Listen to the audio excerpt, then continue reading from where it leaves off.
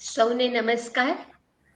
શ્રી સયાજી વૈભવ સાર્વજનિક પુસ્તકાલય અને શ્રી નરેન્દ્ર હીરાલાલ પારેખ જ્ઞાનધામ નવસારી વતી આપ સૌનું હાર્દિક સ્વાગત છે. આ વર્ષનો ચોથા શનિવારનો આ પહેલો વાર્તાલાપ. આપ સૌને નવા વર્ષની પણ શુભેચ્છા.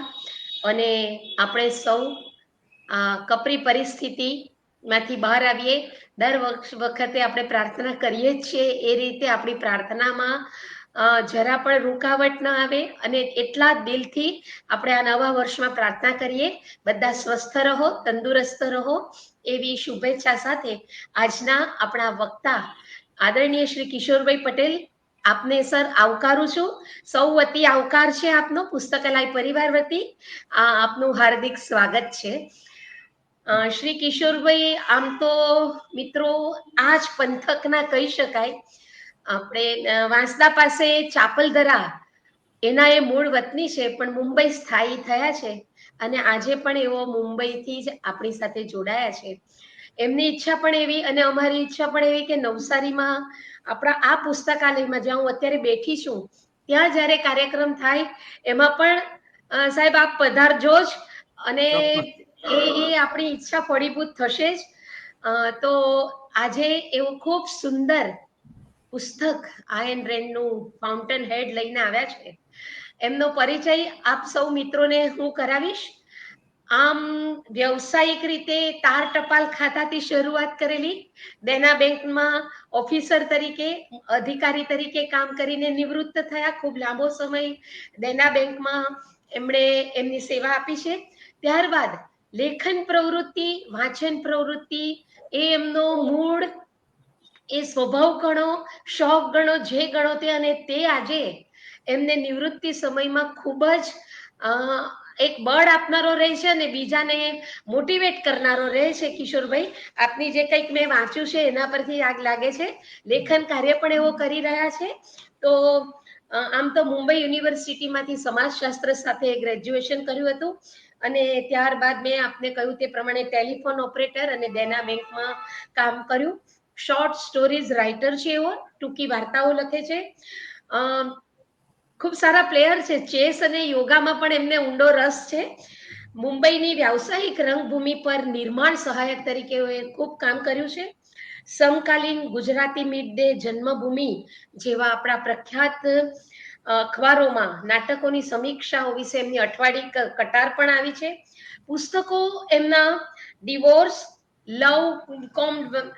ડિવોર્સ એટ ધ લવ કોમ એ વાર્તા સંગ્રહ છે અને સ્ટેલમેટ નવલકથા પણ સાહેબે લખી છે. સંપાદન કર્યું છે લલ્લુભાઈ મોરારજી પટેલ, સામાજિક કાર્યકર આપણા. એમના જીવન કવનનું એક પુસ્તક વાત એક લીમડાની, એ પુસ્તકનું એમણે સંપાદન કર્યું છે.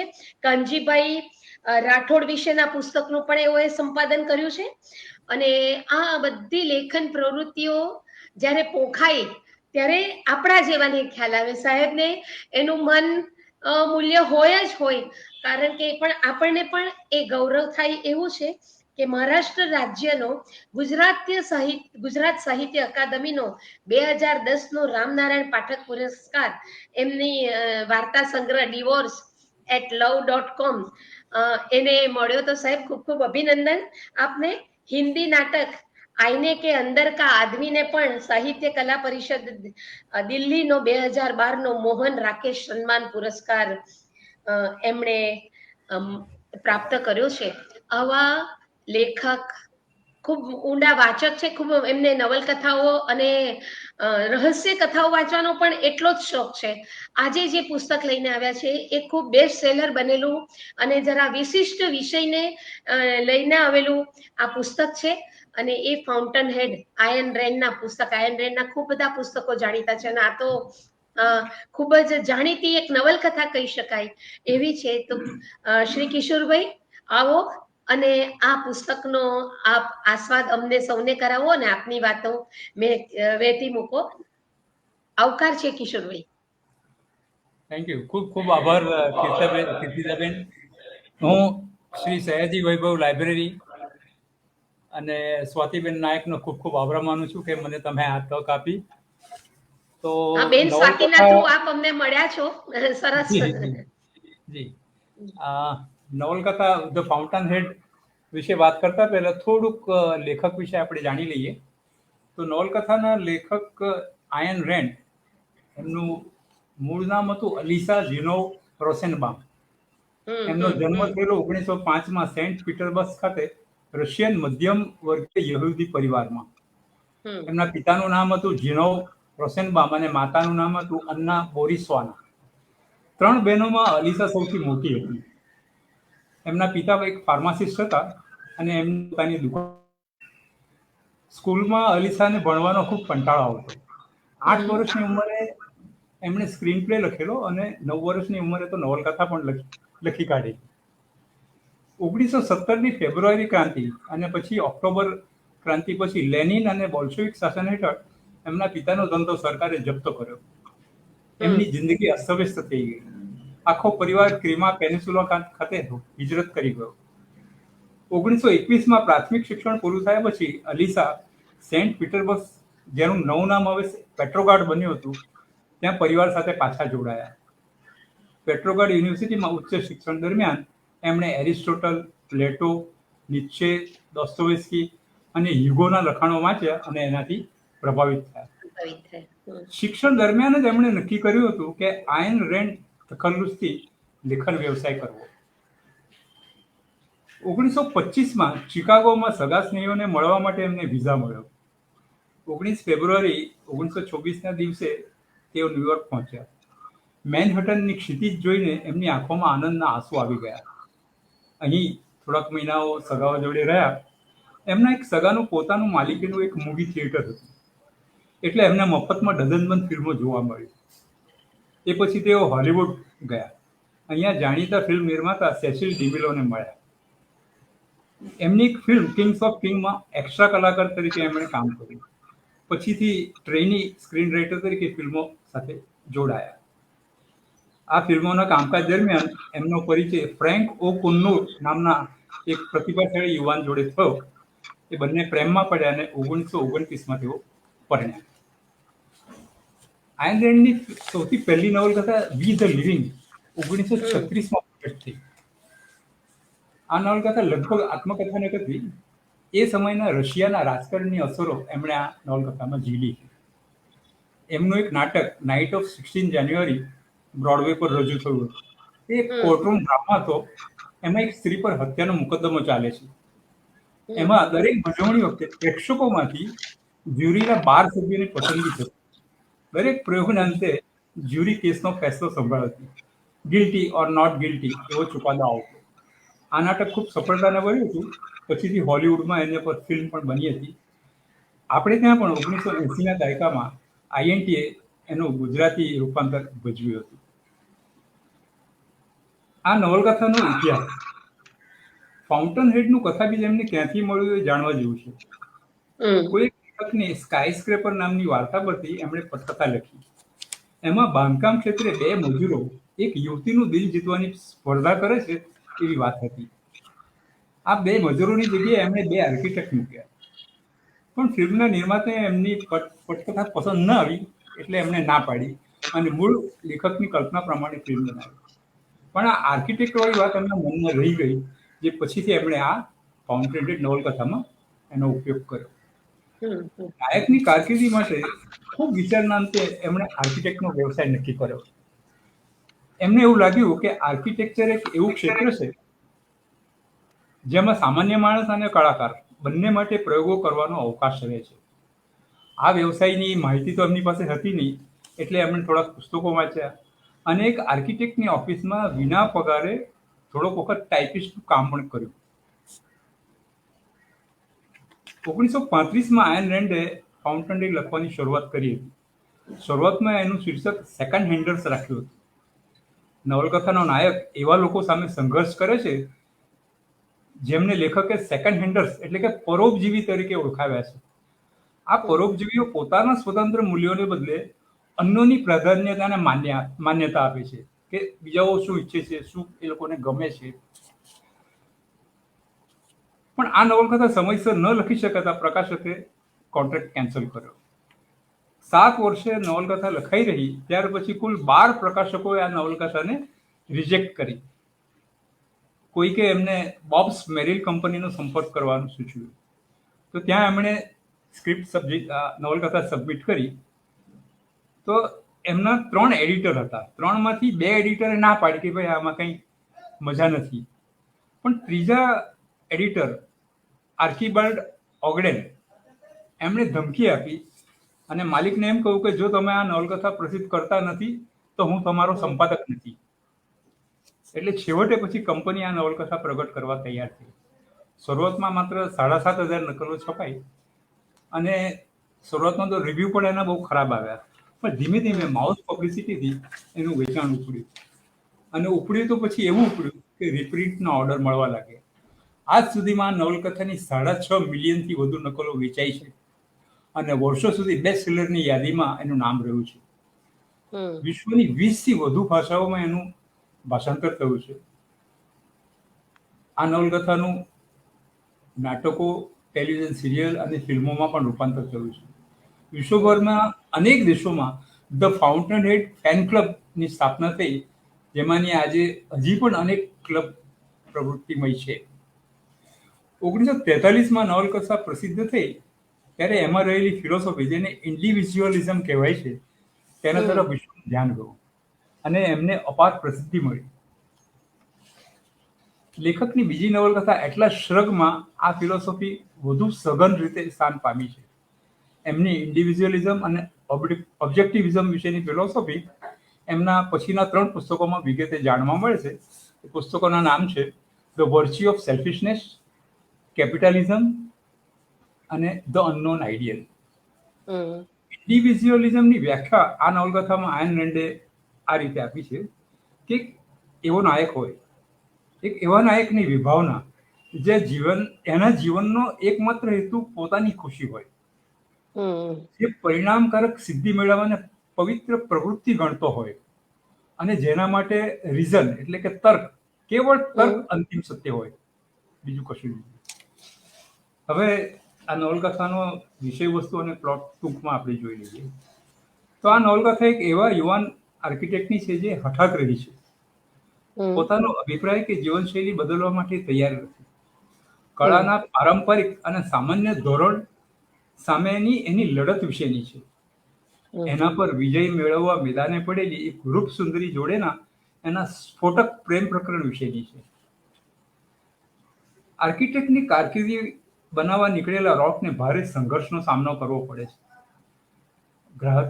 ગ્રાહકની જરૂરિયાત સમજી લીધા પછી જે તે સ્થળ વિઝિટ કરીને એ જોવું જોઈએ કઈ રીતે એને તાર્કિક અર્થ મળે એવી ડિઝાઇન બનાવતો હોય છે. ગોથિક, રેનેસા અને ક્લાસિકલ વગેરે જૂની શૈલીના એ મકાનો બનાવતો નથી. એ આધુનિક શૈલીના મકાનો બનાવે છે.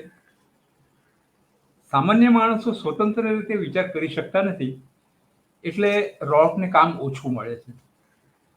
પણ રોકની જરૂરિયાતો બહુ ઓછી છે અને કોઈક રીતે એનું કામ ચાલ્યા કરે છે. એકવાર બની ગયેલી તાર્કિક ડિઝાઇનમાં ફેરફાર ના કરવાના એના હઠાગ્રહી સ્વભાવને લીધે એના કપરા દિવસો આવે છે. માનવીય ચેતનાનું મંદિર બનાવવાનો એને કોન્ટ્રાક્ટ મળે છે ત્યારે એક એવી કલ્પના કરે છે કે ઈશ્વરની સામે માણસ વામણો નથી અને પોતાના મગજની વિચાર શક્તિને લીધે જ એ પ્રગતિ કરી શકે છે. મંદિરમાં પગ મૂકતા સાથે માણસને પોતાનો આત્મવિશ્વાસ જાગૃત થાય એવી ભાવના એ મંદિરની ડિઝાઇનમાં આવી ભાવનાએ આરોપે છે. પણ મંદિરમાં મુકાયેલા એક નગ્ન સ્ત્રીના શિલ્પને લીધે એની પર ખૂબ માછલાતો હોય છે. એની પર વિશ્વાસભંગનો કેસ થાય છે. એણે મોટી નુકસાન ભરપાઈ ચૂકવવી પડે છે. આ પછી ઓછી આવકવાળા લોકો માટેના એણે ડિઝાઇન કરેલા હાઉસિંગ પ્રોજેક્ટમાં ઘણા બધા ફેરફાર થઈ જાય છે ત્યારે એ પ્રોજેક્ટને ડાયનામાઇટથી ઉડાવી દે છે. એની સામે ફરીથી કોર્ટ કેસ ચાલે છે. નવી શોધ કરનારાઓને કાયમ જનતાનો વિરોધ કરવો પડે છે એવી એની રજૂઆતના પગલે એ નિર્દોષ છૂટે છે અને છેવટે સમાજમાં એનો સ્વીકાર થાય છે.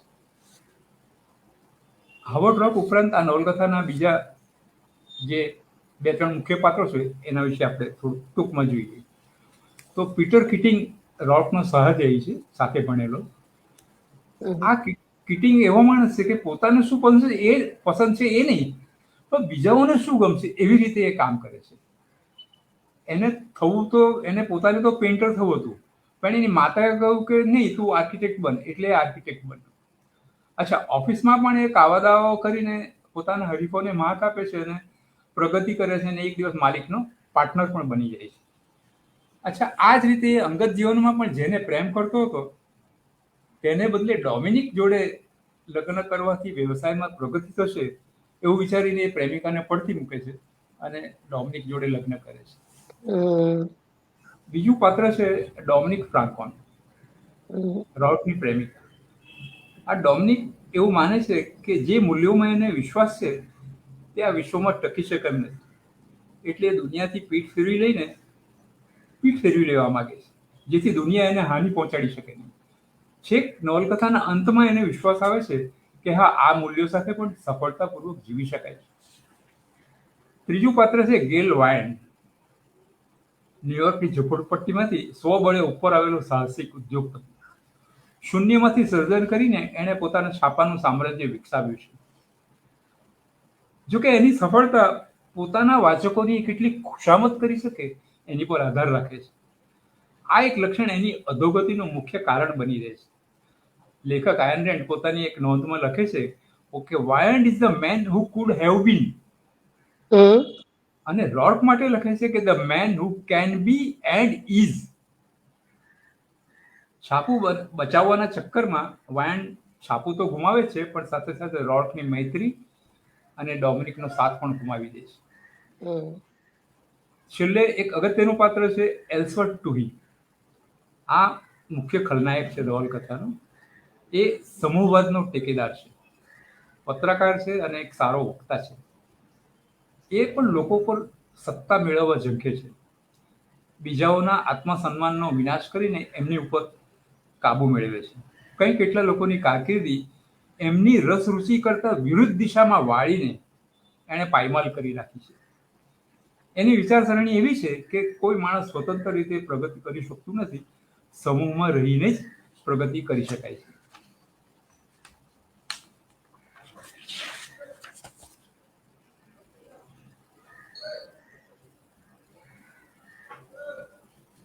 પાત્રોના વર્ણન. નવલકથામાં પાત્રોનું વર્ણન કરતી વખતે લેખકે ભૌમિતિક સંજ્ઞાનો ઉપયોગ કર્યો છે. આર્કિટેક્ચર વિશેની વાત છે એટલે લેખકે આવો પ્રયોગ કર્યો હોઈ શકે. આપણે 2-3 ઉદાહરણો જોઈએ. તો હવર્ડ રોકનું વર્ણન કરતી વખતે લેખક લખે છે કે સીધી રેખાઓ અને ખૂણાઓના બનેલા એ શરીરના દરેક વળાંક સમથળ સપાટી પર વહેંચાયેલા હતા. ડોમિનિક ફ્રાન્કોનું વર્ણન કેવી રીતે કરે જુઓ. સામાન્ય માનવીય શરીરની તુલનાએ એની શરીર યષ્ટિ અલગ જ કદ કાઠીની હતી. એની દેહરેખાઓ અત્યંત લાંબી અને નાજુક હતી. એની ભૂખરા રંગની આંખો અંડાકાર ન હતી, પણ સમાંતર રેખાઓના બનેલા 2 ચતુષ્કોણના આકારની હતી. ગાય ફ્રાન્કોન, આ ડોમિનિકનો પિતા છે, એના ચહેરા પર એક પણ કરચલી કે સીધી રેખા ન હતી. એનો ચહેરો જાણે ગોળ, લંબગોળ, વળાંક અને વર્તુળના સંયોજનથી બનેલી કલાપૂર્ણ ભૌમિતિક આકૃતિ હતી. પીટર કીટિંગ, એની આંખો કાળી, ધ્યાનસ્થ અને હોશિયાર હતી. શુક્લ પક્ષની 11સના ઊંધા ચંદ્ર જેવો એનો ચહેરો સૌમ્ય અને ઉદાર હતો. એની ખોપરી ક્લાસિકલ આકારની હતી. અચ્છા, આ ઉપરાંત બીજી એક ખાસ બાબત જણાય છે કે આખી નવલકથામાં ક્યાંય કોઈ પાત્રના મનોભાવોનું આલોકન તમને જોવા નહીં મળે. પાત્રોના માનસિક સંચલનો એમના સંવાદો અને શારીરિક હલનચલન દ્વારા જ પ્રગટ થાય છે. હું એ માનું છું કે લેખકની પૃષ્ઠભૂમિ નાટકો અને ફિલ્મોની હોવાને કારણે આવું બની હોઈ શકે. રોર્ક અંગે ટુહીની પૂછપરછ. આ ટુહી જે છે એને એક વખત ખબર પડે છે કે આ રોર્ક તો સ્ટેન્ટન ઇન્સ્ટિટ્યૂટમાં પીટર કીટિંગનો સહાધ્યાયી હતો, એટલે એ કીટિંગ પાસે રોર્ક વિશે પૂછપરછ કરે છે. અહીંયા રોર્કના પાત્ર લેખન વિશે બહુ રસપ્રદ એવી માહિતી લેખક આપણને આપે છે. રોર્ક ભાગ્યે જ હસે છે. એ ક્યારેય દુઃખી થતો નથી, એ મિત્રો બનાવતો નથી, એ કોઈને ગમે એવો નથી. એ તમને એવી લાગણી કરાવે છે કે એને ગમાડવો એટલે જાણે કંઈ ખોટું કામ હોય. એ બહાર હરવા ફરવા, ડ્રિંક લેવા કે મોજ મસ્તી કરવા જતો નથી. એને પૈસા ગમતા નથી, એને વખાણ કરવું એને ગમતું નથી. એ ઈશ્વરમાં માનતો નથી, એ ઘણું ઓછું બોલે છે. જો બીજું કોઈ ચર્ચા કરે, વિચારોનું આદાન પ્રદાન કરે તો એ સાંભળે છે ખરો, પણ એવું ના કરતો હોય તો ઓછું અપમાનજનક લાગે. એને પહેલેથી આર્કિટેક્ટ બનવું હતું. આર્કિટેક્ચર વિષય અંગે એ ગાંડો છે. આ વિષય એના માટે એટલો મહત્વનો છે કે એને માનવીય પરિપ્રેક્ષ્ય ગુમાવી દીધો છે. એનામાં પોતાના વિશે સહેજ પણ રમૂજ વૃત્તિ નથી. એણે આકાશ પાતાળ એક કર્યું હોત, પણ કોઈ પણ હિસાબે આર્કિટેક્ટ બનીને જ રહ્યો હોત. લગભગ 700 પાનાની આ નવલકથા બહુ મોટા ફલક પર વિસ્તરેલી છે, એટલે એની ચર્ચા તો એક કરતા વધુ રીતે કરી શકાય છે. આજે હું વાત કરીશ આ નવલકથાના નાયક હાવર્ડ રોકના પાત્રની કેટલીક વિશિષ્ટતાઓ અને સૌથી વધારે મહત્વ તો ડોમિનિક જોડેના એના સંકુલ સંબંધો વિશે. એ બંનેના રિલેશન બહુ ઝટ સમજમાં આવે એવા નથી, તો એના વિશે હું વાત કરીશ. સૌથી પહેલા રોકની થોડીક વિશિષ્ટતાઓ. આર્કિટેક્ચર વિશે રોકનો આત્મવિશ્વાસ. ઐતિહાસિક પરંપરાઓ નકારવા બદલ સ્ટેન્ટન ઇન્સ્ટિટ્યૂટમાંથી રોકની હકાલપટ્ટી થાય છે. પણ ડીનને એમ થાય છે કે આ છોકરાને, હોશિયાર છોકરો છે ને, એક તક આપવી જોઈએ, એટલે એને મળવા બોલાવે છે. જ્યારે રોક મળવા જાય છે ત્યારે રોક સામેથી ઘસીને ના પાડી દે છે કે મારી ભૂલ થઈ, તમે મને કાઢી મૂકો ત્યાં સુધી મારે રાહ જોવાની નહોતી, મારી જાતે નીકળી જવું જોઈતું. અહીંયા મારા માટે શીખવાનું કંઈ જ બાકી નથી. એને ડિગ્રી મેળવવા માટે 1 જ વર્ષ બાકી રહેશે કોર્સમાં, પણ રોક કહે છે નહીં, મારે અહીંયા શીખવાનું કંઈ બાકી નથી. ડીન પૂછે છે, ભાઈ તું એક્સરસાઇઝ તરીકે જે કંઈ તે ડિઝાઇનો બનાવી છે, તું જે કંઈ ઘંટડા બનાના મોડર્ન ડિઝાઇન જે કંઈ બનાવે છે, આવા મકાનો તને કોણ બનાવવા દેશે? રોક જવાબ આપે છે, સર મુદ્દો એ નથી, મુદ્દો એ છે કે મને કોણ અટકાવશે. અચ્છા, આ રોક જ્યારે હેનરી કેમરૂન નામનો એક આર્ટિસ્ટ છે, બહુ જાણીતો છે, મોડર્નિસ્ટ છે, અને એ રોકનો આદર્શ છે. તો ઇન્સ્ટિટ્યૂટમાંથી કાઢી મૂકે એટલે એને મળવા જાય છે કે હું આની જોડે કામ કરું. તો એને મળવા જાય છે ત્યારે કેમરૂન એને પૂછે છે, ભાઈ આર્કિટેક્ટ બનવું છે એવું તે ક્યારે નક્કી કર્યું? રોક કહે છે, જ્યારે હું 10 વર્ષનો હતો ત્યારે. કેમરૂનને આશ્ચર્ય થાય છે, ભાઈ આટલી જલ્દી કોઈને ખબર નથી પડતી કે જીવનમાં શું કરવું જોઈએ? વારો, તારે આર્કિટેક્ટ જ બનવું છે એવું શા માટે નક્કી કર્યું? રોક જવાબ આપે છે કે ત્યારે તો મને ખબર નથી પડતી, પણ હવે મને ખ્યાલ આવે છે કે એક તો પહેલી વાત કે હું ભગવાનમાં માનતો નથી, હું આ ધરતીને ચાહું છું, એટલી એક જ વાતને હું પ્રેમ કરું છું. આ ધરતી પર ઊભા થયેલા આકારો મને ગમતા નથી, હું એને બદલવા માંગુ છું. કેમરૂન પૂછે, ભાઈ કોના માટે આ આકારો બદલવા માંગે? તો રોક કહે છે, મારા માટે. હવે આ વાતમાં આપણે રોકનો અહંકાર ગણીએ કે એના સ્વભાવની નિર્મળતા ગણીએ, જે કહો તે, જોઈ શકે છે કે જાણ્યા પોતાની જાતને ઈશ્વરની સમકક્ષ મૂકી દે છે. રોકની કાર્યનિષ્ઠા. સાનબોર્ન હાઉસ એક પ્રોજેક્ટ મળ્યો છે. સાનબોર્ન હાઉસ બાંધતી વખતે અને સાનબોર્ન પરિવારના સભ્યોએ એ બંધાતા ઘરમાં જાતના ફેરફાર કરાવ્યા. રોકે ઘણી મહેનત કરીને ફરીથી નવી ડિઝાઇન બનાવીને બધા સુધારા કર્યા. પછી થાય છે એવું કે ઘરની પૂર્વ તરફની પાંખમાં રોકને પોતાને સુધારો કરવાની જરૂર જણાય. એને લાગ્યું કે આ સુધારો જો થાય તો આ ઘરને એક તાર્કિક અર્થ મળશે. પણ ઘરના માલિકે સાનબોર્નને સુધારો કરવાની ના પાડી દીધી. એણે કહ્યું કે ભાઈ બહુ ખર્ચો થઈ ગયો છે ને, મને વધારાનો ખર્ચો નહીં પરવડે. પણ રોકને તો ઘણી બેચેની થઈ જાય. એકવાર એને પોતાની ભૂલ સમજાય પછી એ સ્થિતિમાં એ ઘર જોઈ શકતો નહોતો. એને પોતાના ખર્ચે એ સુધારો કર્યો. મકાન બાંધવા માટે એને જે ફી મળી એના કરતા એ ખર્ચ ઘણો વધારે હતો. આ કિસ્સામાં આપણે રોકની કાર્યનિષ્ઠા જોઈ શકીએ છીએ. મૂલ્યોની જાળવણી માટે રોકનો હઠાગ્રહ. આપણે આગળ કહી ગયા કે હઠાગ્રહી હતો, તો કેટલો હઠાગ્રહી હતો એનો કિસ્સો બતાવું છું કે એક બેંકનું બિલ્ડિંગ બાંધવાનો એને મોટો કોન્ટ્રાક્ટ લગભગ મળી જ ગયો હતો. બેંકની સમિતિએ એ ડિઝાઇનમાં એક નાનકડો ફેરફાર બતાવ્યો કે ભાઈ તમે આ પ્રવેશ દ્વારમાં ફેરફાર કરો તો આ કોન્ટ્રાક્ટ તમારો. હવે એ સ્થિતિ એવી હતી એ સમયે રોર્કની કે ભારે આર્થિક કટોકટી ચાલતી હતી. ઘરનું ને ઓફિસનું ભાડું ચડી ગયું હતું, ટેલિફોનનું 2 મહિનાનું બિલ ચડી ગયું હતું, એની રિસ્ટવોચ પણ ગીરવે મુકાઈ ગયેલી હતી. પણ આમ છતાં એ ડિઝાઇન બાબતે બાંધછોડ કરતો નથી. એ સમિતિને સમજાવવાનો પ્રયત્ન કરે છે કે ભાઈ ડિઝાઇનમાં તમે કહો છો એવો ફેરફાર કરશો તો આ મકાનની એકસૂત્રતા જોખમાય છે. બેંકવાળા સાંભળતા નથી. ડિઝાઇનમાં ફેરફાર કરવાને બદલે રોક કોન્ટ્રાક્ટ જતો કરે છે. હવે એને જે માણસ એને આ કામ અપાવવા ઈચ્છતો હતો એને ખબર હતી કે આ ભાઈની સ્થિતિ કેટલી ખરાબ છે, એટલે એનાથી બધાની વચ્ચે કહેવાય પડી જાય છે મિસ્ટર રોક તમે આવું ન કરો, મારે બોલવું ન જોઈએ પણ તમને અત્યારે કામની સખત જરૂર છે. રોક સાંભળતો નથી. એ પોતાના ડિઝાઇનના કાગળિયા ઉપાડીને ચાલતો થઈ જાય છે. હવે રોકની આત્મનિર્ભરતા જુઓ કે હમણાં કહી ગયા તેમ કોઈની પાસે આર્થિક મદદ માંગતો નથી, કોઈ સામેથી આપે તો સ્વીકારતો નથી. બેંકનું કામ હાથમાંથી જતું રહે એ પછી એની પાસે ઓફિસ બંધ કરવા સિવાય કોઈ માર્ગ રહેતો નથી. એનો એક મિત્ર છે ઇલેક્ટ્રિશિયન માઇક નામનો, એની પાસે જઈને કહે છે તું મને બાંધકામની સાઇટ પર કોઈ પણ કામ અપાવ. પેલાને આઘાત લાગે, ભાઈ એક આર્કિટેક્ટ મજૂરીનું કામ શા માટે કરે? એમ કર ને મારી પાસે છે થોડાક પૈસા, આપણને બંનેને ચાલી રહે, થોડોક વખત ચાલી રહે એટલા પૈસા છે. આ વખતે રોક એને ધમકી આપે છે કે બીજી વાર મારી પાસે પૈસાની વાત કરી તો આપણા સંબંધ પૂરા થઈ ગયા એવું સમજી લે. આ જ વાત એણે અન્ય એક મિત્રને, ઓસ્ટિન હેલર નામનો એક મિત્ર છે, એને પણ કરી હતી કે ભાઈ પૈસાની વાત મારી સાથે નહીં કરવાની. હવે આની સામે બીજો કિસ્સો જુઓ કે સ્ટોડાર્ટ મંદિરના કેસ પછી મંદિરના સમયમાં એના એક શિલ્પકાર મિત્ર સ્ટીવ મેલોરીને રોક પોતે મદદ કરે છે. એની રૂમનું ભાડું ભરે છે, એના જમવાનો ખર્ચ ઉઠાવે છે.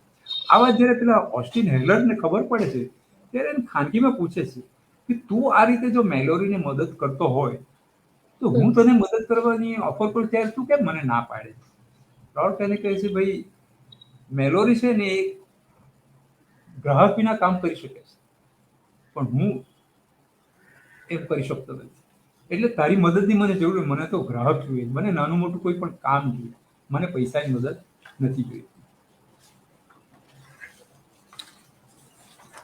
રોકના મિત્રો એકવાર આ પીટર કિટિંગ જે છે એની સાથે ભણેલો ને એ એને પોતાની જોડે ડ્રિંક્સ લેવાનો આગ્રહ કરે છે કે ચાલ આપણે ડ્રિંક્સ લઈએ. રોક ના પાડે કારણ કે એની ટાઈપનું નથી. અચ્છા, સાવ એવું પણ નથી કે રોક અસામાજિક માણસ, એનું પણ એક મિત્રમંડળ છે, નાનકડું છે. એના મિત્રો બધા એના જેવા જ કર્મશીલ છે. આ વક્તા અને ચળવળકાર ઓસ્ટિન હેલર, જેનું નામ હમણાં જ મેં લીધું, આ ઉપરાંત ઇલેક્ટ્રિશિયન માઇક અને શિલ્પકાર સ્ટીવ મેલોરી, આ ત્રણેય એના ખાસ મિત્રો છે. આ ત્રણેયમાં પોતપોતાના કામ પ્રત્યેની નિષ્ઠા ભારોભાર છે. બધા રોકના જેવા છે. રોકને ફક્ત આવા જ માણસો જોડે ફાવે છે.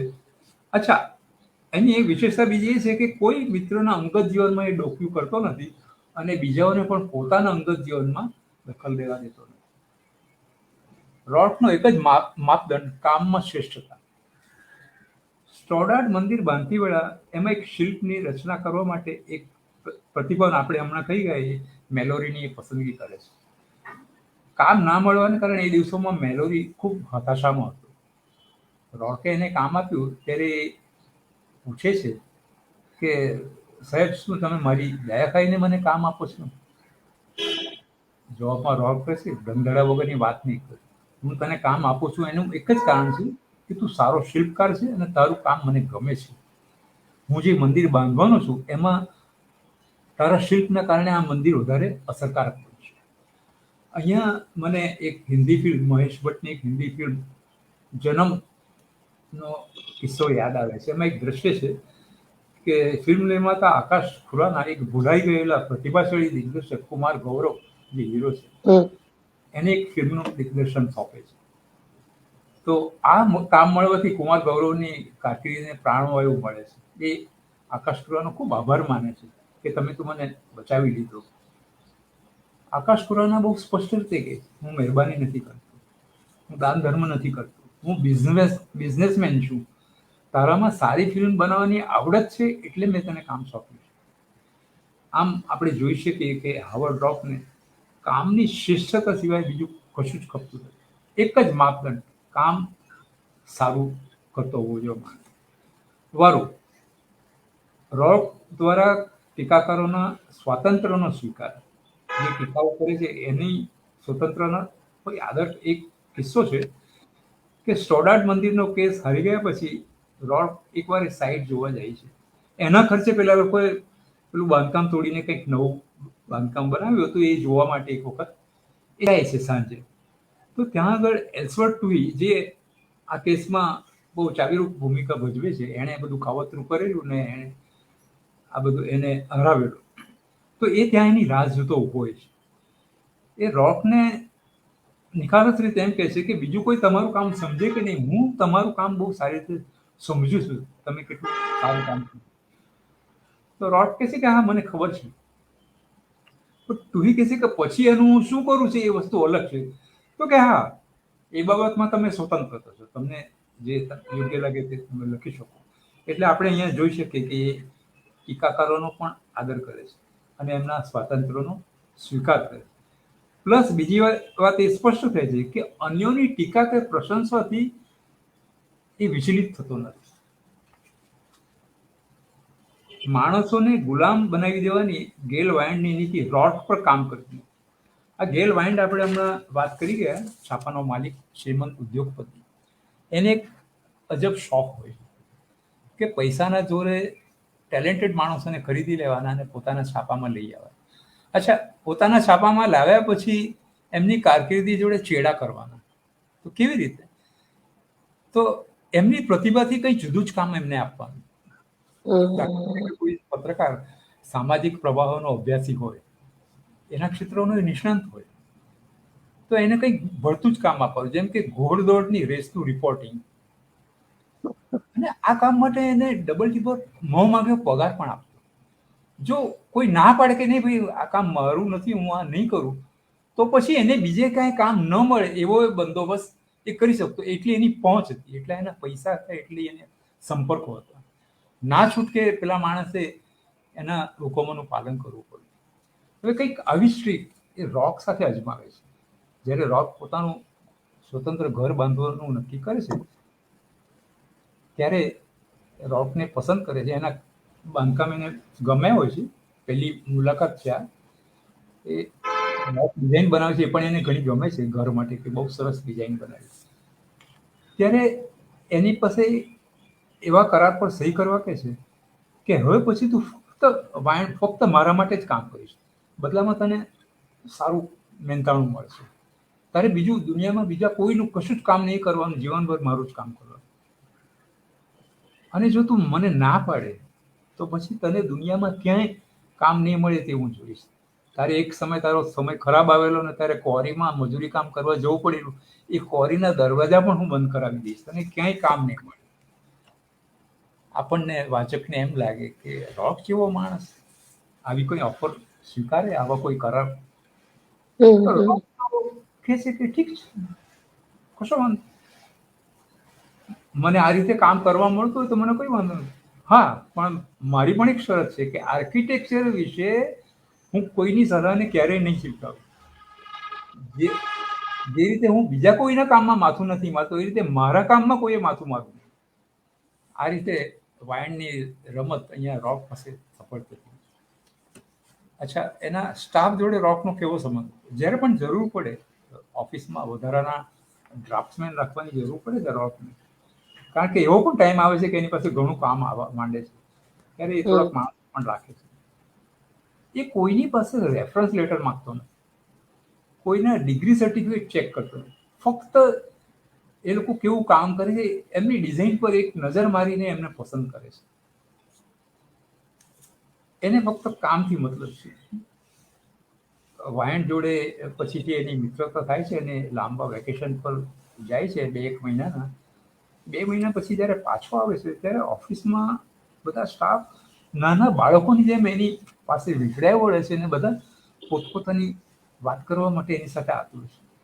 આના પરથી ખ્યાલ આવે છે કે સ્ટાફમાં કેટલો લોકપ્રિય છે, બધા પોતાના બોસને કેટલું ચાહે છે. અચ્છા, કોઈ પણ સ્ટાફની પણ એ અંગત જીવનમાં એ દખલગીરી કરતો નથી કે ભાઈ સાંજે છૂટ્યા પછી તમે ક્યાં જાઓ છો કે તમે શું કરો છો, નથી કર્યું, ફક્ત કામથી મતલબ. હવે મુખ્ય ઇસ્યુ આજનો આપણે કહીએ તો ડોમિનિક જેડેનો એનો કોમ્પ્લેક્સ લવ અફેર, સંકુલ સંબંધો, રોર્ક અને હમ. ડોમિનિક વચ્ચે સંબંધો જે છે બહુ જટ સમજાય એવા નથી. એ સાચું છે કે ડોમિનિક રોકને પ્રેમ કરે છે અને આમ છતાં રોકનો વિનાશ કરવા ઈચ્છે છે. રોકનું કામ એને અદ્ભુત લાગે છે, પણ છાપામાં છે એ કટાર લખે છે ત્યાં ખુલ્લા એની ટીકા કરતી હોય છે. ત્યાં સુધી કે રોકને કામ મળતો એ જૂટી લઈને બીજા કોકને અપાવે છે. એ રેકમેન્ડ બીજા કોઈ આર્કિટેક્ટને કરે છે, પણ રોક પાસે રોકને કામ ન મળે એવી પેરવી એ સતત કરે છે. ડોમિનિકના વલણમાં આ જે વિરોધાભાસ છે એ સમજવા માટે થોડુંક આપણે ડોમિનિકના સ્વભાવની ખાસિયત સમજવી પડશે. હમ. થોડાક પાછળ જઈએ તો એ રોકને પણ મળી ન હતી ત્યારની વાત છે. એ ગેલ વાઇન્ડના અખબારમાં બેનરમાં કટાર લખતી હોય છે.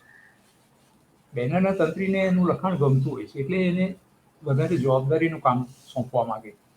ડોમિનિક ના પાડી દે છે, કે છે મને જે નોકરી ગમે, જે ગમે છે એ જો મળે તો બહુ ભયાનક થાય.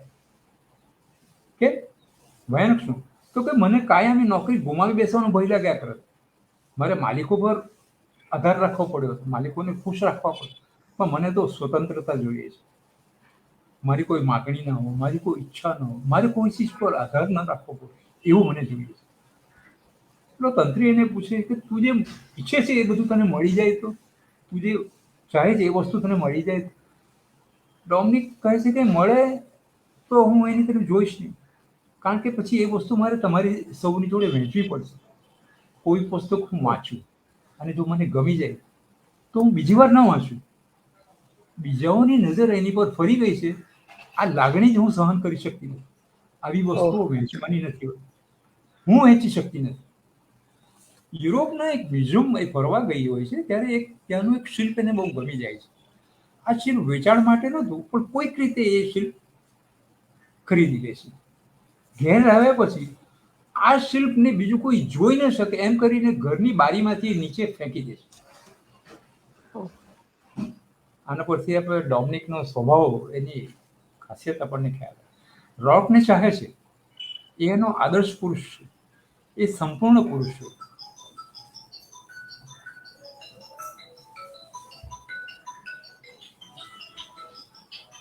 રોકને એ ચાહે છે, એનો આદર્શ પુરુષ છે, સંપૂર્ણ પુરુષ છે, એનામાં કશી જ ખોટ એને દેખાતી નથી. આર્કિટેક્ટ તરીકે અદ્ભુત કામ કરે છે, પણ છતાં એનો વિનાશ કરવો ઈચ્છે છે કે જેથી કરીને બીજાઓ એને ન જુએ, બીજાઓ એનું અદ્ભુત કામ ન જુએ. આ બીજાઓ છે એ આના કામને લાયક જ નથી. જો એને કામ મળે તો લોકોમાં જાણીતો થાય, વધુ ને વધુ લોકો એને પસંદ કરે. અને ડોમિનિક છે તે રોકને દુનિયાના બીજા માણસો જોડે વહેંચવા તૈયાર નથી. એ એવું ઈચ્છે છે કે રોક તદ્દન કામ વિનાનો થઈ જાય, લોકોની સ્મૃતિમાંથી ભૂસાઈ જાય. જીવનમાં ટકી રહેવા માટે ભલે એને ક્યાંક કોરીમાં મજૂરી કામ કરવું પડે, પણ એ સ્થિતિમાં એનો એકલીનો રહેશે. અને આટલા કારણથી એ રોક જોડેનો પોતાનો સંબંધ પણ ગુપ્ત રાખે. જો સંબંધ એકવાર જાહેર થઈ જાય તો પછી એને ગુમાવી બેસવાનો ડર લાગ્યા કરે. જેટલી વાર એ રોકનું કામ છીનવી લઈને એને નુકસાન પહોંચાડે છે, એટલી વાર એ રોકની પાસે આવે છે.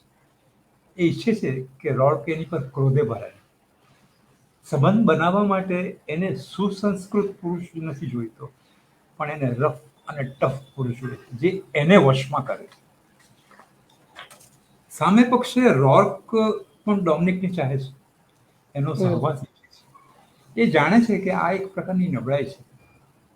અચ્છા, ડોમિનિક પોતાની વિરુદ્ધમાં કામ કરે છે એની પણ એને ખબર છે, પણ રોકને એની પડી નથી. એ આખી વાતને એક ચેલેન્જ તરીકે જુએ છે. એને પોતાના કામમાં વિશ્વાસ છે. એને એવું નથી એને ઘણું બધું કામ કરીને શ્રીમંત થવું નથી કે મોટી નામના પણ કમાવી નથી. એની જરૂરિયાતો તદ્દન ઓછી છે. ગરજ પૂરતું મળી રહે બસ, એનાથી વધારે એને લાલચ નથી. એટલે ડોમિનિકને ક્યારેય રોકતો નથી. સ્ટોડાર્ડ મંદિર વિરુદ્ધ જે રોકની વિરુદ્ધ જે કેસ થાય છે એ કેસમાં ડોમિનિક રોકના પક્ષે જુબાની આપે છે, પણ રોક હારી જાય છે. ત્યારે ડોમિનિકને એમ લાગે છે કે રોક જેવા પ્રતિભાશાળી આર્કિટેક્ટનો જે દુનિયામાં સ્વીકાર થતો નથી એવી દુનિયાનો કોઈ અર્થ નથી. એકવાર એણે પીટર કિટિંગને એવું કહ્યું કે જ્યારે મારી જાતને સજા કરવા જેવું મને લાગશે ને ત્યારે હું તારી જોડે લગ્ન કરીશ. એ પ્રમાણે એ પીટર કિટિંગ જોડે લગ્ન કરે છે. અચ્છા, લગ્ન કરીને ઘર સંસાર વસાવતા પહેલા એ રોકને મળવા જાય છે અને જાણ કરે છે. એને કહે છે કે હું તને આ વિશ્વ જોડે સંઘર્ષ કરતો જોઈ શકતી નથી, માટે આત્મવિનાશના એક પગલા તરીકે હું કિટિંગ જોડે મેં લગ્ન કર્યા છે. હું આત્મહત્યા નથી કરતી કારણ કે તું જીવે છે. એ વખતે રોક એને પૂછે છે કે જો હું એમ કહું કે તું કિટિંગ જોડેનું લગ્ન રદ કર અને મારી પાસે આવી જતો, તો ડોમિનિક કહે છે હા, હું તારા હુકમનું પાલન કરીશ. રોક કહે છે ના, તું મને આવી નથી જોઈતી, તું મને પરાજિત થયેલી નથી જોઈતી, તું મને સ્વતંત્ર થયેલી જોઈએ છે. આ વિશ્વનો સામનો કરી શકે એવી સક્ષમ થયેલી તું જોઈએ છે, અને એવી તું સશક્ત બને ત્યાં સુધી હું તારી રાહ જોવા તૈયાર છું. અચ્છા, આ ડોમિનિકના કિટિંગ પાસેથી છૂટાછેડા લેવડાવીને ગેલ વાયન એની જોડે લગ્ન કરવાનું નક્કી કરે છે. ત્યારે પણ ડોમિનિક રોકને મળવા જાય છે. આ સ્ટોડાર્ડ મંદિરના કેસ પછી 2 વર્ષમાં રોકને ખાસ કામ મળ્યું નથી. એ ન્યુયોર્કથી દૂર એક નાનકડા પરામાં એક નાનકડું કામ કરવા ગયેલો હોય છે. ત્યાં રોકને સામાન્ય ઓરડીમાં રહેતો જોઈને, અન્ય મજૂરોની જેમ સામાન્ય જીવતો જોઈને, કે કોમન લંચ વેગન ઉપર જમતો હોય એવી જગ્યામાં એને જીવતો જોઈને ડોમિનિક ઘણી વિચલિત થઈ જાય છે, ઘણી ડિસ્ટર્બ થાય છે. એ રોકને કહે છે કે તું આ રીતે સંઘર્ષ કરવાનું છોડી દે. આમ તો તું વિનાશ ભણી જઈ રહ્યો છે. આ લોકો તને આ દુનિયા તને સફળ નહીં થવા દે. તું આર્કિટેક્ચર છોડી દે, કંઈક સામાન્ય કામ કર. મારી પાસે બાપ દાદાની જાયદાદ છે, પણ એ પૈસા પણ હું કોઈકને આપી દઈશ. હું પોતે પણ તારી જોડે સામાન્ય જીવન જીવવા માટે તૈયાર છું. રોક સમજે છે કે આ ડોમિનિકનો ક્ષણિક આવેશ. એ ના પાડી. એ જાણે છે કે ડોમિનિક હજુ સુધી એના જેવું સાદું જીવન, અપેક્ષાહીન જીવન જીવવા માટે હજી તૈયાર નથી. એ એની કક્ષાએ આવીને સાદું સરળ જીવવા માટે જ્યાં સુધી સક્ષમ થાય ત્યાં સુધી હજી એની રાહ જોવા તૈયાર છે. તો છેવટે રોક હા ક્યારે પાડે છે? આ બે પ્રેમીઓનું મિલન ક્યારે થાય છે? તો કોર્ટલેન્ડ પ્રોજેક્ટ એક એવો પ્રોજેક્ટ છે કે ઓછી આવકવાળાઓ સારી સુવિધાજનક ઘરમાં રહી શકે એવો સરકારનો એક પ્રોજેક્ટ બનવાનો હોય છે. તો એની ડિઝાઇન પીટર કિટિંગને મળે છે કામ કરવાનું. પીટર કિટિંગ માટે એવું છે કે એના જેટલા પણ અગત્યના પ્રોજેક્ટ છે એ બધા રોકે એને હેલ્પ કરી હોય છે. તો આ કામ માટે પણ એ રોક પાસે મદદ માંગવા જાય છે. એ વખતે રોક એની સાથે શરત કરે છે કે એક તો મારું નામ આમાં આવવું ન જોઈએ, અને બીજી વાત એ કે હું જેવી ડિઝાઇન બનાવું એવું જ આ આખો પ્રોજેક્ટ એ રીતે તૈયાર થયો છે. ડિઝાઇન સબમિટ કરીને પછી રોક તો વાયન જોડે વેકેશન પર જાય છે. પાછો આવે ને ખબર પડે છે કે આ તો ડિઝાઇનમાં ઘણા ફેરફાર થયા છે. ત્યારે એ ડાયનામાઇટથી આખો બિલ્ડિંગ ઉડાવી દે છે. અને આ કામમાં ડોમિનિક એને મદદ કરે, પણ એ ઘાયલ થાય છે અને હોસ્પિટલમાંથી સારવાર લીધા પછી જ્યારે ઘેર પાછી આવે છે ત્યારે રોકને મળવા જાય છે. હવે રોકની અપેક્ષા મુજબ જીવન જીવવા માટે ડોમિનિક સક્ષમ થઈ ગયો, પણ હવે પરિસ્થિતિ બદલાઈ ગઈ છે. રોક અને વાયન બે મિત્રો બની ગયા છે. વાયન જોડે ડોમિનિકનો સંસાર પણ સુખરૂપ ચાલી રહ્યો છે. પેલું પીટર કિટિંગ જોડેનું તો લગ્ન સગવડ્યું હતું અને એ પોતાને સજા કરવા માટે ડોમિનિકે પગલું લીધું, પણ અહીંયા આખું ચિત્ર બદલાઈ ગયું છે. હવે આ કોર્ટલેન્ડ વિસ્ફોટ માટે રોકને લાંબી સજા થઈ શકે એમ છે, એટલે એનું ભવિષ્ય પણ અંધકારમય છે. એટલે રોક એમ કહે છે કે હું કાં તો દોષિત સાબિત, કાં નિર્દોષ છું, બે બેમાંથી કોઈ પણ સંજોગોમાં તારે ગેલ જોડે જ રહેવાનું અને એને જીવન પર સંભાળી લેવાનું, અને આપણા સંબંધો વિશે એને કોઈ દિવસ ખબર પડવી જોઈએ નહીં. હમ, રોક પોતાની ભૂમિકા બહુ સ્પષ્ટ કરે છે કે જો કોઈ પણ સંજોગોમાં હું મારું કામ તો છોડવાનું નથી અને હું તને પણ ગુમાવવા તૈયાર નથી, પણ આ સંજોગો એવા છે અને સંજોગો ડિમાન્ડ કરે તો વાયણ માટે હું તારો સેક્રિફાઈસ કરવા માટે હું તૈયાર છું. પછી કેસ ચાલે એ પહેલા આ વાયણ છે તે પોતાના છાપા દ્વારા રોકનો બચાવ કરવાનો ખૂબ પ્રયત્ન કરે છે, પણ આમાં થાય છે એવું કે જનતાનો અભિપ્રાય કંઈક અલગ પડ્યો છે એટલે એના છાપાનું વેચાણ ઘટી જાય છે. છાપું બચાવવાના ચક્કરમાં વાયણ રોકને દગો કરે છે અને હમ, એનું વલણ બદલી નાખે છે અને હવે એ છાપા દ્વારા રોકની ટીકા કરવા માંગે. આ તબક્કે પછી ડોમિનિક ડિસિઝન લઈ લે છે અને વાયણને છોડીને રોક પાસે જતી રહે છે. હવે રોકને સજા થઈ શકે તો એ સંજોગોમાં પણ એ એકલી રહીને રોકની અપેક્ષા મુજબનું જીવન જીવવા માટે સક્ષમ થઈ ગઈ છે. સક્ષમ છે. એ રોકને વચન આપે છે. હવે પછી કોર્ટ કેસ ચાલે છે અને ત્યાં રોક પોતાનું એક ભાષણ આપે છે. બહુ ઐતિહાસિક ભાષણ છે, લાંબુ છે, થોડાક 1-2 મિનિટમાં થોડાક અંશ એના સંભળાવું. શ્યોર. એ કહે છે કે દરેક નવી શોધ જનતાના લાભાર્થે નહીં, પણ દરેક શોધે કે પોતાના માટે, પોતાની જરૂરિયાત સંતોષવા માટે, પોતાની ઈચ્છાથી, પોતાની બુદ્ધિથી કરી. આ દરેક શોધનો વિરોધ થયો હતો. દરેક શોધકને સજા કરવામાં આવી હતી કારણ કે એણે પરંપરાઓથી હટીને કશું કર્યું હતું. લોકોએ તો એ શોધનો પછીથી ઉપયોગ કર્યો. પછી આ શોધ અગ્નિની હોય, ચક્રની હોય, એન્જિનની હોય કે વિમાનની હોય, દરેક શોધનો શરૂઆતમાં તો વિરોધ થયો જ છે અને એ દરેક શોધકોને સજા પણ લોકોએ ફરમાવી છે. એ કહે છે કે જે રીતે ખોરાક ઘણા માણસો વચ્ચે વહેંચી શકાય છે, પણ પાચન તો દરેક જણે વ્યક્તિગત રીતે કરવું પડે છે કારણ કે સામૂહિક હોજરી જેવું કંઈ હોતું નથી. વાહ. એ કહે છે કે દુનિયામાં 2 જ પ્રકારના માણસો છે, એક સર્જક અને બીજા પરોપજીવીઓ. કુદરતનો સામનો સર્જક એકલો કરે છે અને બીજાઓ મધ્યસ્થી દ્વારા, એટલે કે આ સર્જકની શોધનો લાભ લઈને કરે. સર્જકનું ધ્યેય હોય છે કુદરત ઉપર વિજય મેળવવો, જ્યારે પરોપજીવીનું ધ્યેય હોય છે અન્ય પર વિજય મેળવવો. સર્જકની મૂળભૂત જરૂરિયાત શું છે? સ્વતંત્રતા. તાર્કિક મગજ કોઈ પણ સ્વરૂપના ફરજિયાતપણા હેઠળ કામ કરી શકે નહીં. એને મર્યાદિત પણ કરી શકાય નહીં, એનું બલિદાન આપી શકાય નહીં કે કોઈ રીતે એને ગુલામ બનાવી શકાય. હેતુ અને કાર્યની દ્રષ્ટિએ એને સંપૂર્ણ સ્વાતંત્ર્યની આવશ્યકતા હોય છે. સર્જક માટે અન્ય માણસો જોડેના સંબંધો ગૌણ હોય છે. કોઈ પણ ધર્માદા પ્રવૃત્તિ કરતા માણસના સર્જનાત્મક કાર્ય વિશેની નિષ્ઠા વધુ મહત્વની છે.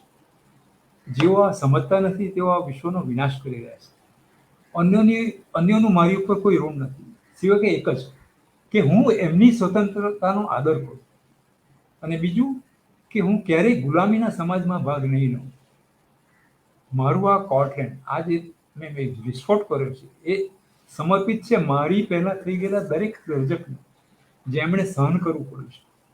એ સહુને આ કોર્ટલેન્ડનો વિનાશ કરીને મેં અંજલિ આપી છે. એ દરેકને નકાર, હતાશા, ગેરવર્તણૂક અને યાતનાભરી એકલતામાંથી પસાર થવું પડ્યું છે. કેટલીક લડાઈઓ એ લોકો જીત્યા પણ હશે. એ દરેક સર્જક જેમનું નામ જાણીતું છે, એ દરેક સર્જક જે જીવ્યો એણે સંઘર્ષ કર્યો અને ખલાસ થઈ ગયો. કોઈ સિદ્ધિ મેળવ્યા પહેલા કોઈ અજાણ્યા પણ રહી ગયા છે. એ દરેક સર્જકને મારું આ કોર્ટલેન્ડ સમર્પિત છે, જેમના શરીર અને આત્મા બંનેનો વિનાશ થયો છે. તો આ છે મારી વાતો નવલકથા વિશેની. આટલી માલ છે કંઈક કહેવું તો એ અહીંયા પૂરું થાય છે. Thank you very much. 700 પાનાની નવલકથા કિશોરભાઈ, અને આ રીતે રજૂ કરી ખૂબ જ કહેવાય ને કે જે પાસાઓ વાર્તા નવલકથામાં શું છે એ અગત્યનું છે જ નહીં. પણ બરાબર. પહેલા તો આ લેખકને પણ સલામ છે કે આટલી આવા વિચારો વાળી જી. આપણને વિચાર બીજ આપણી સમક્ષ મૂક્યું હતું ને ક્યારે 1943 ની આ નવલકથા છે કદાચ, મને જે 1943, ખ્યાલ. 1943. હા, 1943 ની આ નવલકથા, અને કેટલી સુંદર રીતે ને આપણે જે રીતે રસાસ્વાદ કરાવ્યો છે એની તો આપણે કહે ને તો અમને પણ સેલ્યુટ છે. મિત્રો, મેં જ્યારે પરિચય આપ્યો ત્યારે જે રીતે એમનો શોખ, અને એ તો કહ્યું જ, એવો વાર્તા રે વાર્તા નામનું ગ્રુપ ચલાવે, નવોદિતોને ઉત્તેજન પણ આપે, પણ જે રીતે સાહજિકતાથી એક સાહિત્યને એમણે રજૂ કર્યું છે અને આટલા બધા વિવિધ પાસાઓથી, અને આ રીતે આટલી મોટી નવલકથાનો રસાસ્વાદ કરવાની ખરેખર ખૂબ મજા આવી છે. થોડાક મિત્રો, આપને જે કંઈક પ્રશ્નો પૂરક વાતો હોય આપ કોમેન્ટ બોક્સમાં લખજો જ લખજો. હું થોડીક આ જે કંઈક મિત્રોના સંદેશાઓ છે એને વાંચીશ. અમારા જી. પ્રશાંતભાઈ પારેખ, એમણે આપનું સ્વાગત કર્યું છે. અમારા પ્રમુખ છે પ્રશાંતભાઈ. જી. માધવીબેન, હા, માધવીબેન શાહ મંત્રી છે, એઓએ જી. પણ સ્વાગત કર્યું છે. બારડોલીથી અમારા પરિવારના સભ્ય એવા સંધ્યાબેન, એઓએ પણ આપનું સ્વાગત કર્યું છે. મિત્ર છે અમારા સૌના. મૌરિકા, એઓ બી આપનું સ્વાગત કરી રહ્યા છે.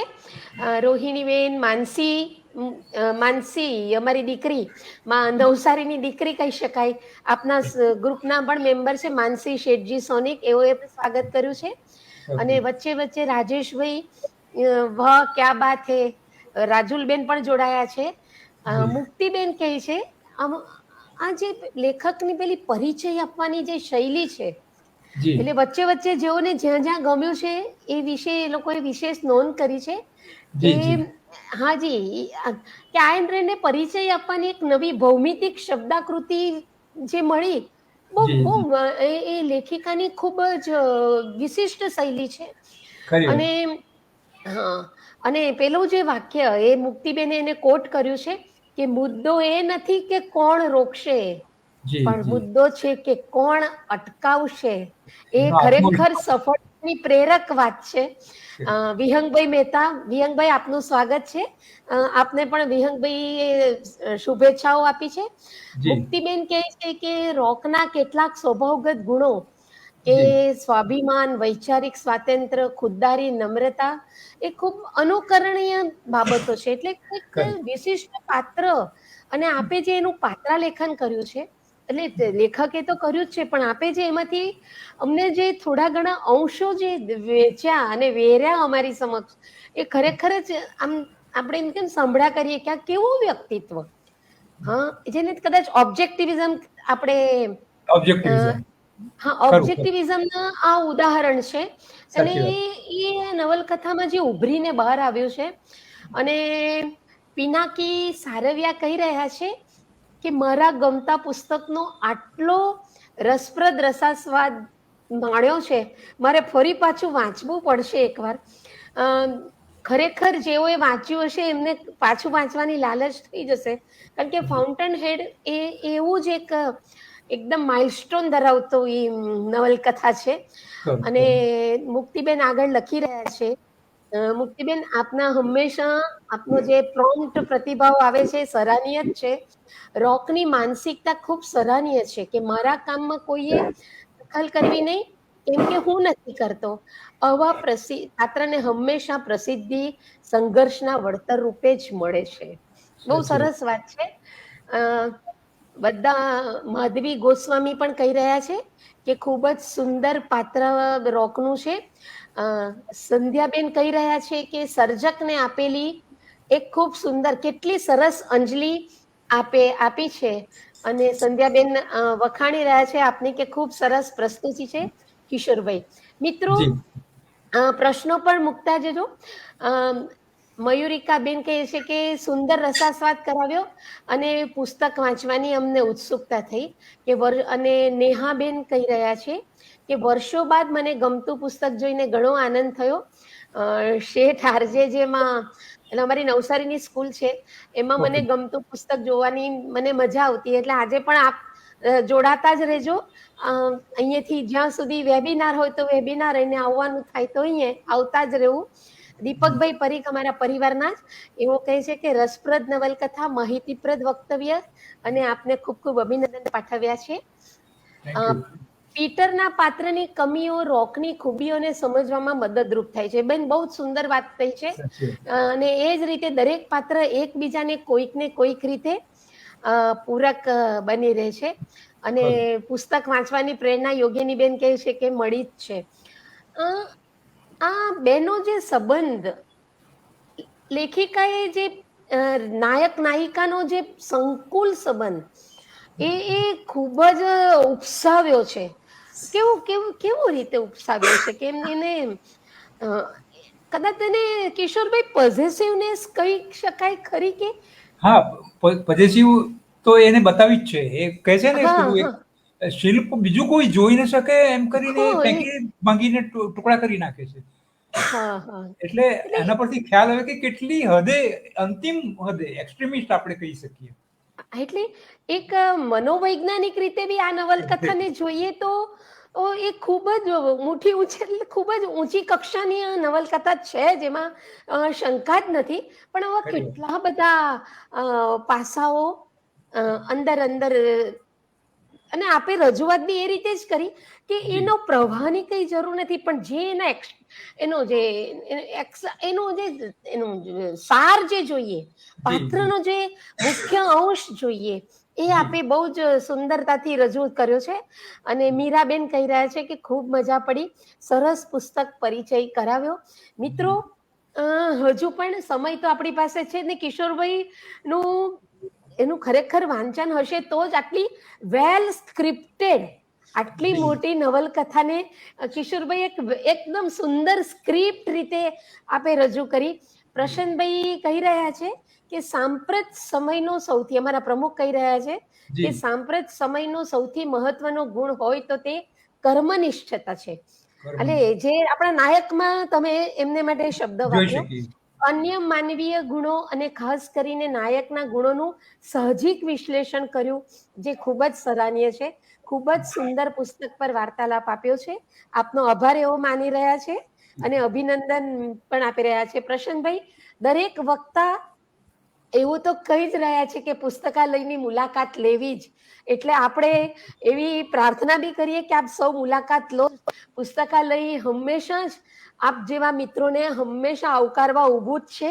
એટલે આપ નવસારી તો આવજો જ આવજો. ચોક્કસ ચોક્કસ. મિત્રો, હજુ પણ આપના કોઈ પ્રશ્ન હોય તો હા, સંધ્યાબેન પણ લખી રહ્યા છે પાછા કે મનોસંચલનો એટલે વર્ણવ્યા વગર સંવાદોથી પાત્રને આપે જે ઉપસાવ્યું છે, કોઈ લાંબુ વર્ણન નહીં. નથી નથી. એક આમ શરૂ થયું, પણ અને આપે જે સંવાદોથી પાત્રને ઉપસાવ્યા છે, અને તે ઇમ્પોર્ટન્ટ આટલા મોટી નવલકથામાંથી. અને એક નવાઈ લાગે એવી વાત કે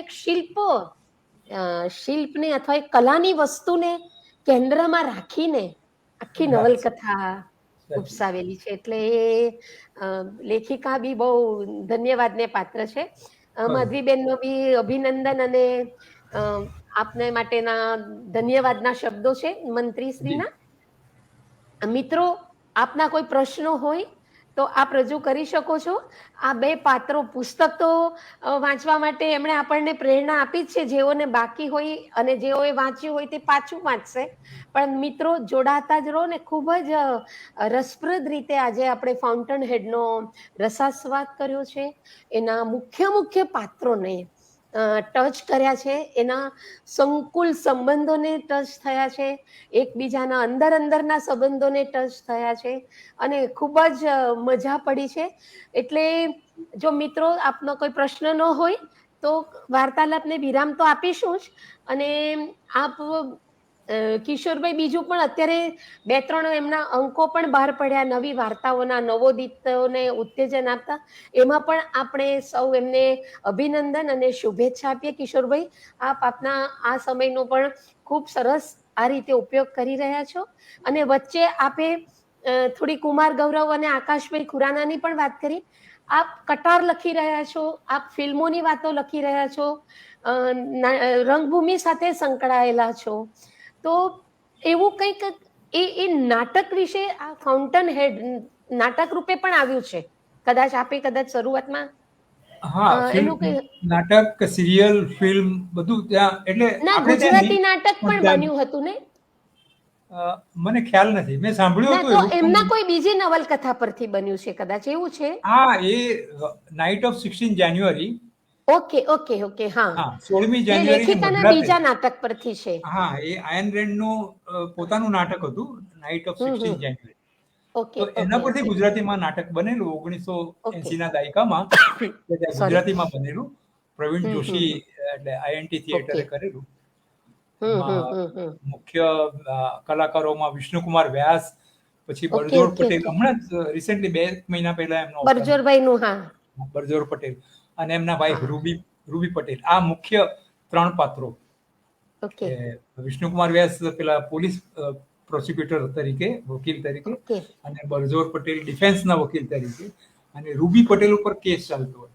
એટલે આ લેખકે પોતે ત્યારે એ વ્યવસ્થા કરેલી કે નાટકને દરેક ભજવણીમાં પ્રેક્ષકોમાંથી 12 સભ્યો બોલાવવાના, જ્યુરી તરીકે બેસાડવાના, અને નાટક હમ. પૂરું થાય પછી એ જ્યુરી ફેસલો આપે કે ગિલ્ટી ઓર નોટ અચ્છા. ગિલ્ટી. તો એ હા, સિલસિલો આ લોકોએ ગુજરાતીમાં પણ આઈએનટી જ્યારે નાટક કર્યું ત્યારે આવું એક ખાસ બોક્સ બનાવતા અને 12 જણ બરાબર એમાં છે. બેસાડતા. હા, પછી હા. એ લોકો. ના, એટલે આપનું આ રંગભૂમિ સાથેનું જે આપનો જે નિસ્બત છે, એ જી. અને એટલે કદાચ આપની આ રજૂઆત ખૂબ જ રસપ્રદ રહી અને ટુ ધ પોઈન્ટ રહી. અને હું જો એક શબ્દ વાપરું કે આપણે બહુ સાયન્ટિફિક રીતે રજૂઆત કરી છે. થેન્ક આ યુ, થેન્ક યુ. નવલકથાની એકદમ એકદમ સાયન્ટિફિક રજૂઆત થઈ છે, અને સાથે રસ અંદર એટલો જ, બધા જ રસો પણ આવ્યા છે. આજે તો એટલે ફક્ત આટલી આ એક જ બે જ પાત્રોની વાત કરી, હાવર્ડ રોક અને હા ડોમિનિક. પણ બાકીના પાત્રો પણ એટલા સક્ષમ છે કે દરેક માટે આપણે અલગ અલગ વાર્તાલાપ કરી શકીએ. એટલે આ બરાબર છે. ડેપ્થમાં એટલી એની ઊંડાણ છે, દરેક પાત્રનું ઊંડાણ છે, હા. કે પીટર કિટિંગને લઈ લો તો ભાઈ એક સામાન્ય માણસ કેવો, સ્વાર્થી માણસ કેવો હોય. કેવો હોઈ શકે. તો એ રીતે આ હા. ગેલ વાઇન્ડ પણ એક બહુ મોટું વ્યક્તિત્વ છે આમાં હમ, નવલકથામાં. હમ, શ્રીમંત માણસ છે, હમ. અને કેવી રીતે પોતાનું સામ્રાજ્ય, એનો પોતાનો એક ઇતિહાસ છે. તો આ દરેક પાત્ર હા સમજી લો ને કે હા, 700 એટલે પાની કે નવલકથા એટલે બહુ મનોવૈજ્ઞાનિક જે વિશાળ. આપણા આજુબાજુ જે પાત્રો છે એની બધાની રજૂઆત, કે ભાઈ સ્વાર્થ એક્ઝેક્ટલી, કેટલી કક્ષાએ જઈ શકે, એની સામે એક્ઝેક્ટલી, પેલો પેલો સ્વાર્થ સિવાયની જ વાતો કરે. એક્ઝેક્ટલી. હા, એટલે તમે એક હું તો વાત એમ બહુ કહું છું સરસ કે કરી. આપણે ત્યાં જે યોગામાં અથવા ગીતામાં જે સિદ્ધાંત કયો છે કે સ્થિતપ્રજ્ઞ માણસ, જે સ્થિતપ્રજ્ઞ હમ. માણસની જે ગીતામાં વાત થઈ, તો મને તો આ હાવર્ડ રોક છે એવો સ્થિતપ્રજ્ઞ લાગે કે બરાબર છે. ઉશ્કેરાતો નથી, એ ચીડાતો નથી, એ ગુસ્સે નથી થતો, કોઈની પર નારાજ નથી થતો. એણે વિશ્વ માટે બધું સમજી લીધું છે, એના વિચારો એક ઓલરેડી એનો વિચાર થઈ ગયો છે ને, એમાં પછી કંઈ બીજું ખાસ છે નહીં. એટલે એને પરવા નથી, આ દુનિયા આ રીતે ચાલે છે એને સમજાય છે. ને આમાં આપણે શું કરવાનું છે, આપણે કેવી રીતે હમ. આપણી પેઢી કંડારવાની છે. એને કંડારવાની, બરાબર છે. મોટો ગુણ એ છે કે આત્મવિશ્વાસ. એને હમ. આ વિશ્વાસ છે, એ જ્યારે હજુ તો એને ઇન્સ્ટિટ્યૂટમાંથી કાઢી મૂકે છે ત્યારે કહે છે કોણ મને અટકાવશે, આવા મકાનો હું બાંધીશ, મને કોણ. એનો આત્મવિશ્વાસ જો, એને ખબર છે હા, એટલે હું એક દિવસ ત્યાં સફળ એક થઈશ. એક સામાન્ય રીતે એવી સમજવાની ભૂલ બિલકુલ નહીં કરવાની કે આટલું બધું અભિમાન, એટલે આ હા, એક તુચ્છ શબ્દ વચ્ચે આવી જાય તો એક્ઝેક્ટલી, કદાચ એક્ઝેક્ટ. એનું આખું પાત્ર ને આપણે કદાચ સમજવામાં એને કકડભૂસ કરી નાખીએ, એવું એવું કરેક્ટ. બની શકે. પણ આપણે બહુ જ મર્મસ્થાનો પકડ્યા છે. એટલે આજનો આ બહુ જ સુંદર કાર્યક્રમ રહ્યો છે. મિત્રો, આપ સૌ જોડાયા છો તેમનો પણ આભાર. ન જોડાયેલા મિત્રો યુટ્યુબ પર જોશે જ જોશે, અને આપણે મોકલીશું જ બધાને, કે જેથી એવો પણ ફાઉન્ટન હેડનો રસાસ્વાદ કરી શકે. આવતો શનિવાર એ 5મો શનિવાર છે, એટલે ત્યારે તો નહીં, પરંતુ ત્યાર પછી ફેબ્રુઆરીના કિશોરભાઈ, અમારો પહેલો શનિવાર યુવા વક્તાઓ છે. જી, અને જી. આ વખતે યુવા વક્તા અમારા સીમાબેન રાઠોડ કરીને ભાવનગરના એક બેન છે, એ યુવા છે, સીમાબેન રાઠોડ એ એમના મનગમતા પુસ્તક પર વાર્તાલાપ આપશે સરસ અ, સરસ. ફેબ્રુઆરીનો પહેલો શનિવાર. તો મિત્રો ખૂબ જ સુંદર વાર્તાલાપ. બેન સ્વાતિનો પણ આભાર કે અમે આવી એક અમારી આ ટીમ આ રીતે કામ કરીએ જઈએ ને આપ સૌનો સહકાર મળતો રહે છે અને પુસ્તકો નવા નવા નવા પરિવાર વિસ્તરતો જાય છે. અમારો આપણો આ શબ્દ દેહે અક્ષર દેહે એકબીજા જે કંઈક વાર્તાલાપો થતા રહે છે અને વેબિનાર થકી મળતા રહીએ છીએ એનો પણ આનંદ છે.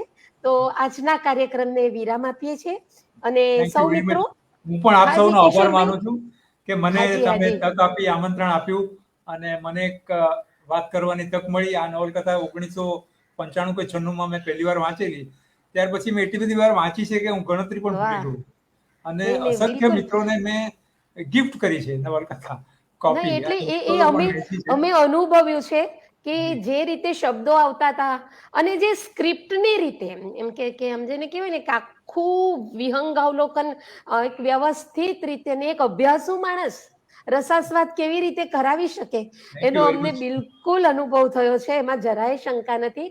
તો મળતા રહીશું અને ફરી શ્યોર. મળીશું થેન્ક જ. હાજી હાજી. યુ. હા, સૌનો આભાર. નમસ્તે.